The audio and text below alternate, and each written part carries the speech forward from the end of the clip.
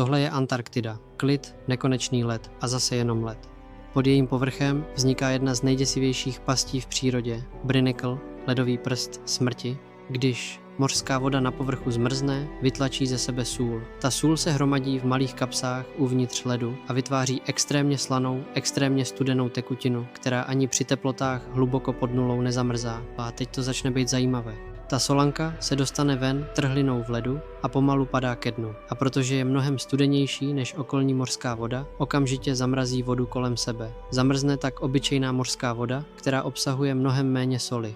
A tak kolem klesajícího proudu vzniká dutá ledová trubice. Ta roste pořád dolů a pokud se dotkne dna, všechno živé v její cestě zmrzne během pár sekund. Mořské hvězdice, kraby, ježovky nemají šanci utéct. Brinicle se k ním plíží jako podvodní mrazivý had a dokud proudí, Brinicle roste dál jako zamrzlý prst, který se natahuje do temnoty. V roce 2011 se podařilo vědcům poprvé celý proces natočit. Trvalo to hodiny, ale výsledek vypadal jako dokument z jiné planety. A přitom je to prostá fyzika. Je to jeden z mála jevů na Zemi, kde doslova vidíš led, jak se tvoří přímo před očima. Kruté, ale i tak nádherné.